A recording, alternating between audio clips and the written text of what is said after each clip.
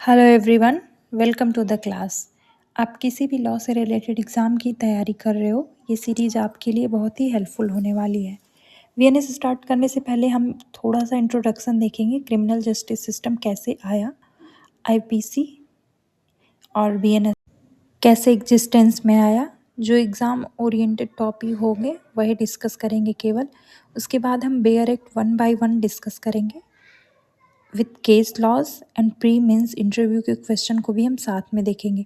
अगर कोई भी डाउट होगा आप कमेंट बॉक्स में पूछ सकते हैं। हमारी पूरी कोशिश होगी कि हम आपकी प्रॉब्लम को रिजॉल्व कर सकें। चलिए फिर शुरू करते हैं आज की क्लास।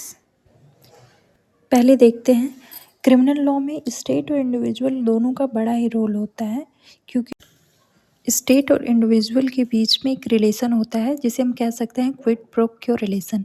कॉन्ट्रैक्ट एक्ट में आपने ये कॉन्सेप्ट पढ़ा होगा।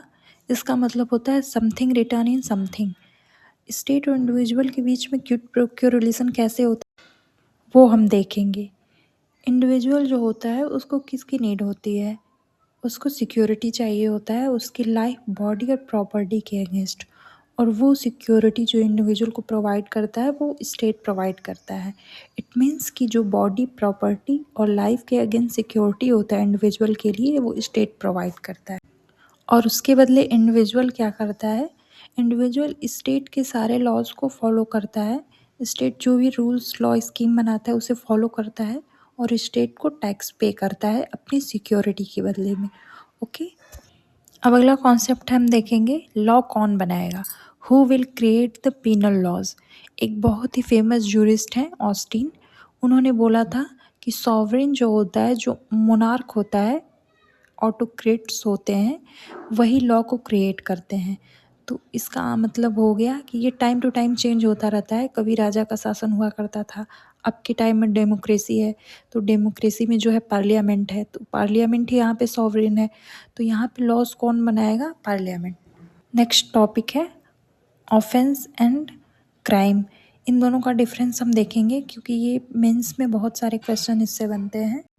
जो क्राइम होता है वो अगेंस्ट मोरालिटी भी होता है और अगेंस्ट लॉ भी होता है, बट जो ऑफेंस होता है वो ओनली अगेंस्ट लॉ ही होता है। क्राइम का दायरा बड़ा होता है और ऑफेंस का दायरा छोटा होता है। जब क्राइम को लॉ के द्वारा प्रोहिबिट कर दिया जाता है या फिर लॉ के द्वारा उसको पनिशेबल बना दिया जाता है तो क्राइम क्या हो जाता है, ऑफेंस बन जाता है। एक एग्जांपल लेते हैं, जैसे एडल्ट्री होता है या फिर मैरिटल रेप होता है। एक तरह से देखा जाए तो ये मोरली गलत है और एक तरह से ये क्राइम भी है, बट ये ऑफेंस पनिशेबल नहीं है। ये पीनल लॉ में या क्रिमिनल लॉ में इसकी पनिशमेंट नहीं दी गई, इसको पनिशेबल नहीं बनाया गया है। क्राइम के डिफिनीशन की कोई लिमिट नहीं हो सकती है, मेनली वर्ड्स में नहीं डिफाइन कर सकते हैं। बट जो ऑफेंस होता है, अगर कोई भी क्राइम पनिशेबल बना दिया गया है पीनल लॉ में या प्रोहिबिट कर दिया गया है तो उसको हम ऑफेंस कहेंगे। तो क्रिमिनल लॉ में हम जहाँ भी पढ़ेंगे ऑफेंस ही पढ़ेंगे, क्राइम की बात हम नहीं करेंगे, मेन ऑफेंस की ही बात करेंगे। स्क्रीन पे जो भी लिखा है आप उसके अकॉर्डिंग अपना नोट्स बनाते जाएंगे। हम उसको रीड नहीं करेंगे क्योंकि लेक्चर जो है काफ़ी लेंदी हो जाएगा। हम उसको बस केवल समझाएंगे, आप उसको अपने अकॉर्डिंग नोट्स प्रिपेयर करते जाएंगे। ओके, नेक्स्ट देखेंगे, जो ऑफेंस वर्ड है उसको बीएनएस में कहीं भी डिफाइन नहीं किया गया है, लेकिन जो बीएनएसएस है उसके सेक्शन 2 के सब सेक्शन क्यू में दिया हुआ है, एक्ट और ओमिशन प्रोहिबिटेड बाय लॉ। इसका मतलब कोई भी एक्ट या ओमिशन जो लॉ के द्वारा प्रोहिबिट किया गया है या पनिशेबल बनाया गया है उसे हम ऑफेंस कहेंगे। दूसरा जो डिफिनीशन दिया हुआ है ऑफेंस की, वो जनरल क्लॉजेज एक्ट 1897 में लिखा गया है, something prohibited by law and made punishable by law. ऐसा कोई भी एक्ट या फिर ओमिशन जो लॉ के द्वारा प्रोहिबिट किया गया है, मना किया गया है या फिर पनिश किया गया है, उसे हम ऑफेंस कहेंगे। जनरल रूल ये होता है, एक लॉ के डिफिनीशन या फिर एक्सप्लेनेशन हम दूसरे लॉ में हम लागू नहीं कर सकते। अगर करना है तो स्पेशली उस लॉ में लिखना पड़ेगा। लेकिन जो जनरल क्लॉजेज एक्ट होता है उसकी कोई भी डिफिनीशन या फिर एक्सप्लेनेशन हम किसी भी लॉ में लागू कर सकते हैं। इसको हम बीएनएस के सेक्शन 2 के सब सेक्शन 39 से लिंक करके पढ़ेंगे। कोई भी वर्ड या फिर एक्सप्रेशन जो बीएनएस में लिखा हुआ है बट उसकी डिफिनीशन बीएनएस में नहीं दी गई है, तो उसको हम आईटी एक्ट या फिर बीएनएसएस से लेंगे। इसका मतलब जो ऑफेंस की डिफिनीशन है, जो ऑफेंस वर्ड है वो बीएनएस में लिखा हुआ है लेकिन वो डिफाइन नहीं है बीएनएस में कहीं भी। इस सेक्शन के तहत हम उसको बीएनएसएस से अडॉप्ट करेंगे। नेक्स्ट देखेंगे हम ऑफेंसेस अगेंस्ट एंड बाय। इसको दो पार्ट में हम डिवाइड करके पढ़ेंगे। पहला देखेंगे ऑफेंसेस बाय। इसका मतलब होता है कि ऑफेंसेस किसके किसके द्वारा हो सकता है। पहला जो होता है इंडिविजुअल के द्वारा। जो इंडिविजुअल के द्वारा ऑफेंसेस होते हैं जैसे मर्डर और रेप के ऑफेंसेस, और भी ऑफेंसेस हम देखेंगे आगे क्रिमिनल लॉ में। नेक्स्ट है स्टेट के द्वारा ऑफेंसेस।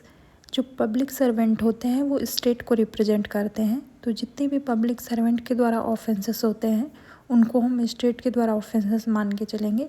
इसका एक एग्जांपल हो गया जैसे ब्राइबरी हो गया, रेप के केसेस होते हैं कई सारे, या फिर अपनी जो पोस्ट होती है उसका मिसयूज करते हैं पब्लिक सर्वेंट, ये सारे स्टेट के द्वारा हो गया।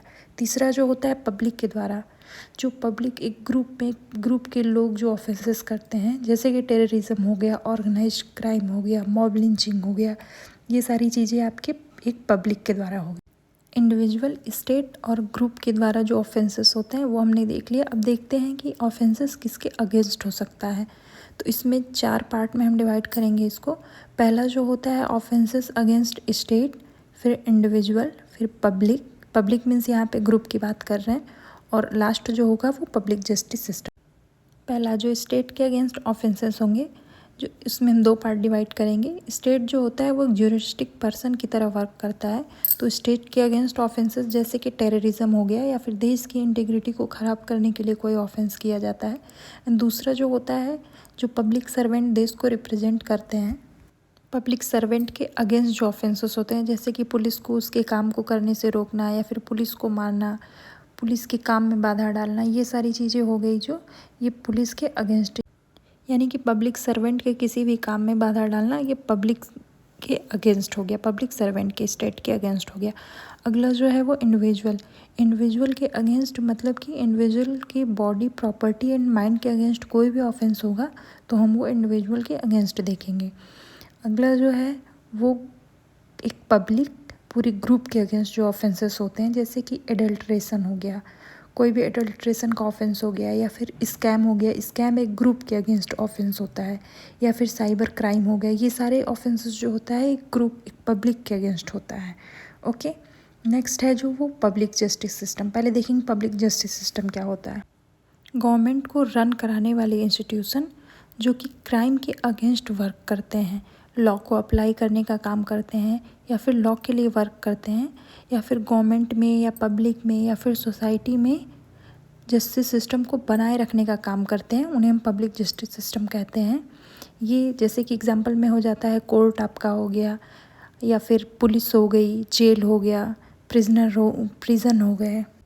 ओके, तो ये सारी चीज़ें किस में आती हैं, पब्लिक जस्टिस सिस्टम। तो कोर्ट के अगेंस्ट या पुलिस के अगेंस्ट या जेल के अगेंस्ट कोई भी क्राइम करते हो तो ये पब्लिक जस्टिस सिस्टम के अगेंस्ट क्राइम माना जाएगा। ओके, आज की क्लास यहीं पे ख़त्म करते हैं। शुरुआती 2-3 क्लासेस आपके इंट्रोडक्शन की होंगी, उसके बाद हम बेयर एक्ट रीडिंग स्टार्ट करेंगे लाइन बाय लाइन। एक एक सेक्शन को हम केस लॉ के साथ देखेंगे।